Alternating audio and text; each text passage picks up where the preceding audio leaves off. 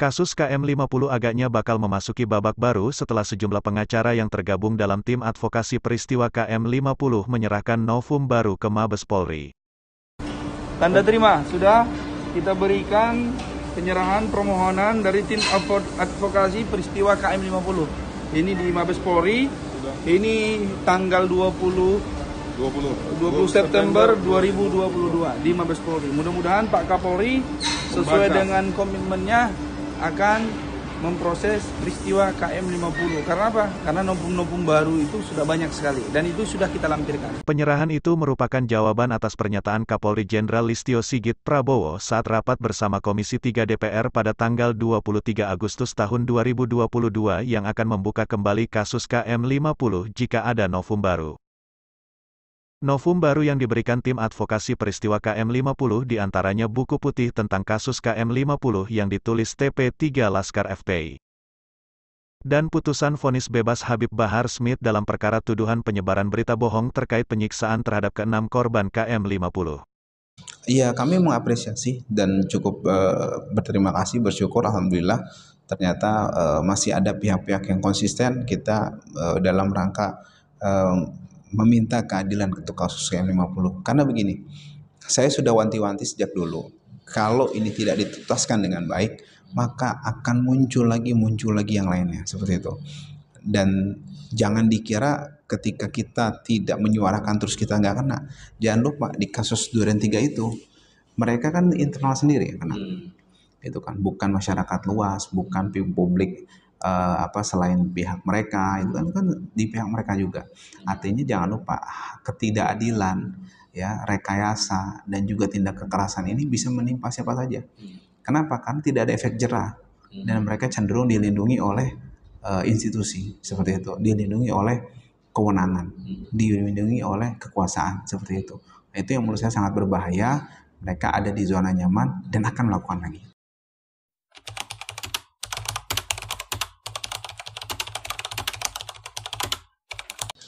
Secara langsung sih tidak ada, tapi mungkin bisa jadi mereka sedikit banyak juga melihat bagaimana perjalanan kasus ini kan, gitu kan.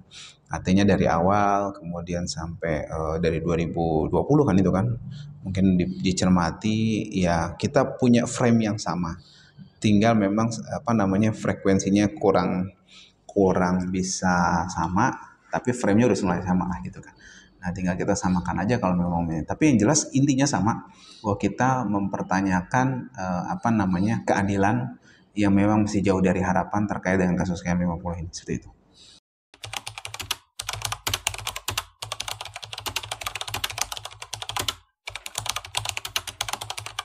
Saya dengar narasinya sih cukup menarik dan juga memang cukup sependapat saya lah terkait dengan men-challenge pihak Kapolri yang memang bersedia untuk membuka kembali kasus tersebut dan juga mengungkapnya dengan koridor hukum tentu saja.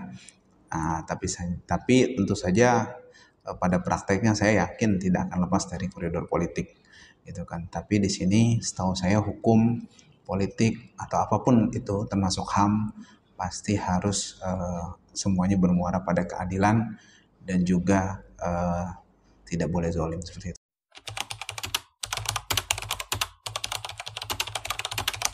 Ya, yang jelas kalau misalnya soal kemiripan, miripnya adalah ada dugaan rekayasa yang sama.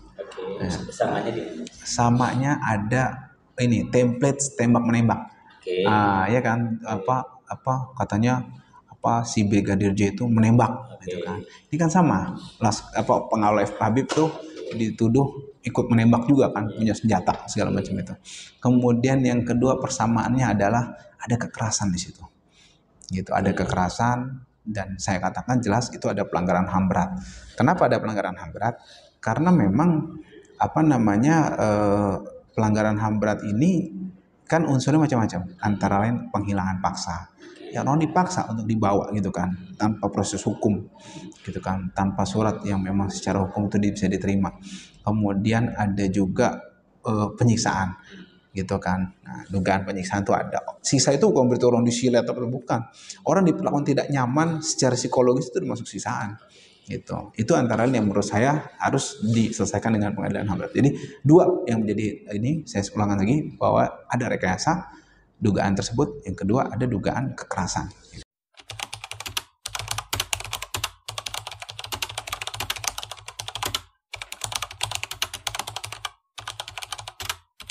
Ya mereka ini kan menurut saya alat juga. Namanya alat kan bisa dipakai. Alat bisa dipakai kan? Nah, alat bisa dipakai entah itu melalui jejaringnya mereka gitu kan. Jadi kalau ditanya mungkin nggak? Mungkin juga gitu kan, mungkin juga. Jadi mereka menggunakan berbagai instrumen. Jangan lupa untuk Habib Rizik ini nggak cuma melibatkan satu dua, enggak. Ingat ada Koopsus yang datang ke Petamburan waktu itu kan, pamer ini apa segala macam, show force bahasanya kan. Artinya ini semuanya simultan, semuanya bergerak semua.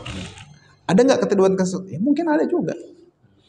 Karena setahu saya yang meriksa Habib, kasus-kasus dari Habib Rizik dan kawan-kawan dan beberapa pihak oposisi, karena beberapa saya yang dampingin. Jadi saya tahu isinya saat kasus yang terakhir itu kan hampir 300 personel. Hampir separuh itu saya kenal semua. Kenapa saya kenal?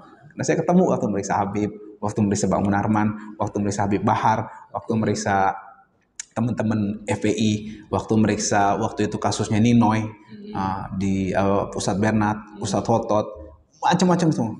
Orangnya ada di list itu. Orangnya ada di situ.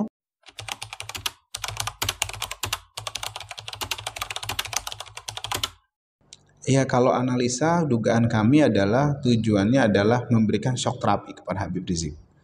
Itu pertama, terkait dengan sepak terjang beliau yang demikian keras mengkritik penguasa. Shock terapi dengan cara gitu. Iya, dengan cara menteror. Itu kan bagian dari teror. Okay. Nah, kemudian yang kedua adalah tujuannya untuk memberikan shock terapi juga terkait dengan upaya mereka untuk mendisclose, ya, untuk mengungkap ya pihak-pihak yang selama ini menguntit mereka. Malu dong kita dong nguntit ketahuan kan. Nah, jangan macam-macam sama kita. Mereka mau ngasih pelajaran itu. Itu dugaan kami. Bukan untuk menghabisi Habib Rizik. Tadi yang nomor 3 memang ada dugaan ke arah sana. Memang pengen menghabisi atau melukai Habib Rizik gitu kan, seperti itu.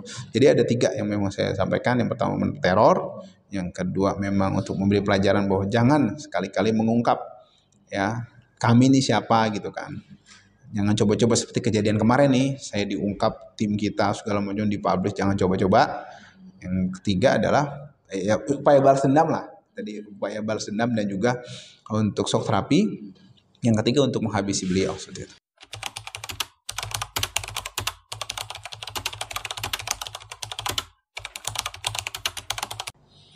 Ya kalau saya yakin atau tidak Kapolri saat ini, saya yakin tapi realistis lah gitu. Artinya saya yakin memang beliau punya keinginan untuk itu, kemungkinan punya keyakinan untuk itu. Saya punya kemauan untuk itu, punya keinginan untuk itu. Akan tetapi jangan lupa kadang keinginan itu tidak sesuai dengan fakta kadang gitu. Artinya memang setelah itu pertanyaan saya bukan mau atau tidak, berani atau tidak. Karena ini akan melibatkan hal-hal yang memang luar biasa kekuatannya.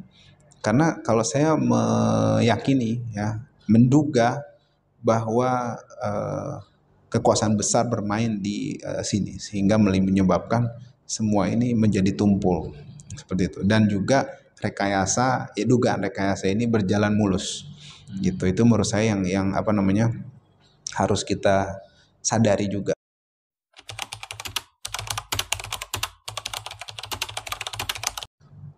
Kita cukup prihatin karena banyak penumpang gelap di situ, karena banyak diperalat, banyak dimanfaatkan gitu kan, sehingga mencoreng cita-cita kepolisian itu sendiri yang dicanangkan oleh Pak Presiden, juga oleh Pak Hugeng almarhum yang luar biasa gitu kan menurut saya.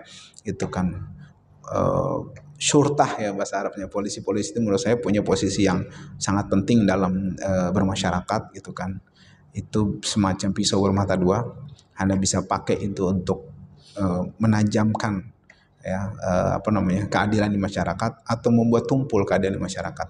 Itu pilihan ada di tangan polisi itu sendiri gitu kan. Ya saya harap tidak mau ya ditunggangi atau kemudian diperalat gitu kan. Kalau memang sudah terlanjur ya dipaksa turun untuk penunggangnya kan begitu kan. Gitu, jangan mau ditunggangin gitu kan, karena sekali lagi ini bagian dari legacy gitu kan. Jangan sampai nanti, sekarang kan banyak tuh orang diasosiasikan Sambo lah gitu kan. Itu maksud saya, itu kan bagian dari hal yang nggak benar gitu loh. Kalau misalnya Anda dibegitukan gimana gitu kan, janganlah kayak gitu. Sebenarnya Anda nggak begitu, kita tahu gitu kan. Makanya ayo dong hentikan. Anda punya semuanya loh. Anda punya kekuasaan, Anda punya senjata, Anda punya kewenangan. Itu sebenarnya kayak balik telapak tangan aja gitu kan, seperti itu. Kalau kalian suka tayangan ini, jangan segan tekan tombol like, subscribe dan loncengnya ya. Terima kasih.